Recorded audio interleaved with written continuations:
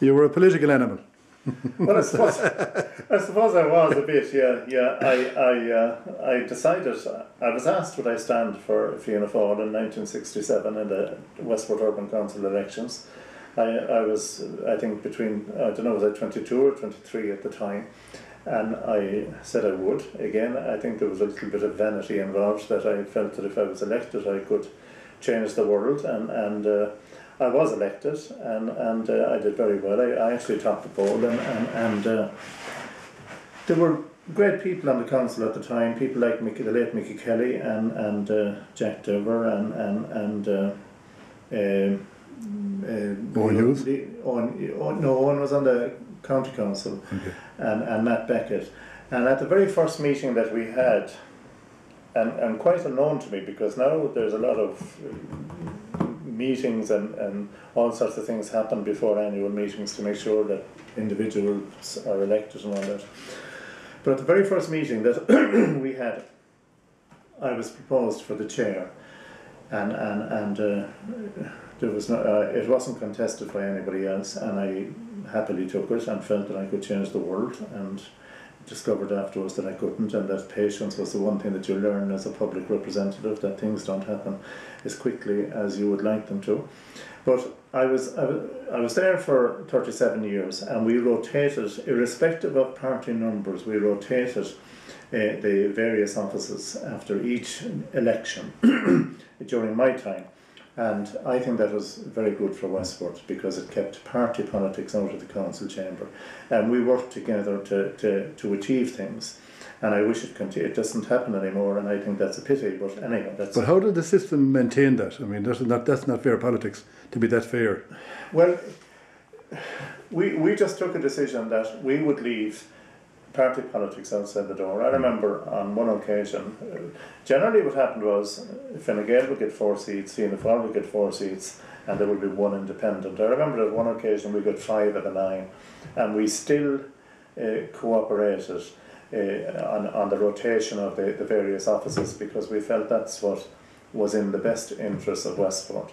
And that worked very well over the years, I'm happy to say. And I often say to people now, I mean, when I joined the council, and I wasn't the one that was responsible for the change, but when I joined the council, neither High Street nor Peter Street were tarred streets. They were rough cobble, and I remember at one stage the water supply, and we had deputations every single week about the water in Westport. The supply was so bad. And on one occasion, now you talk about all the effort that's made to is it chlorinate or fluoridate? I'm never quite sure which one, or is it fluoridate? Yeah, fluoridate the water, and to make sure that it's up to such a high standard.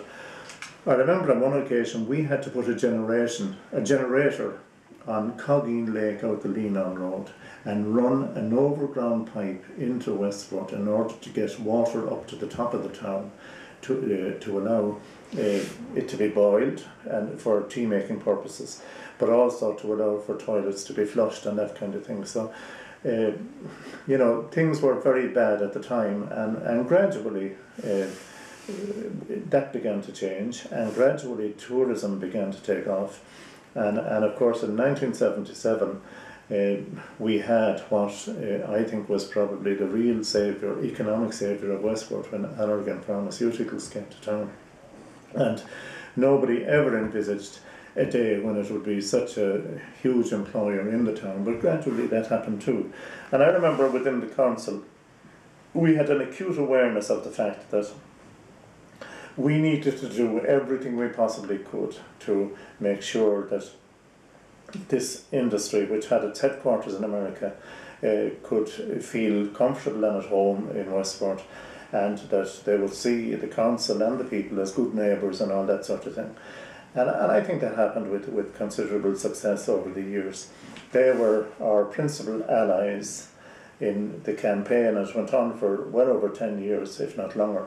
A campaign to get a sewage treatment plant and a main drainage scheme into Westport at a cost of €60 million. And that it was only opened there about, certainly after the new millennium had started, Martin Cullen was the minister at the time that came down and opened it, and Noel Dempsey was the minister that gave it final sanction. But there was a great campaign that time to try and bring that piece of infrastructure to Westport. And I think Allergan did more than anybody else, with the support of the County Council and the Town Council and the Chamber of Commerce and all of that. Allergan did more than anybody else to make sure that happened. And simultaneously what was happening was tourism was developing as well. And that wasn't always an easy ride, because I know at one stage on the Town Council, we decided one night at a meeting that a lot of people wouldn't even remember this, but Westport was a town that was littered with plastic signage.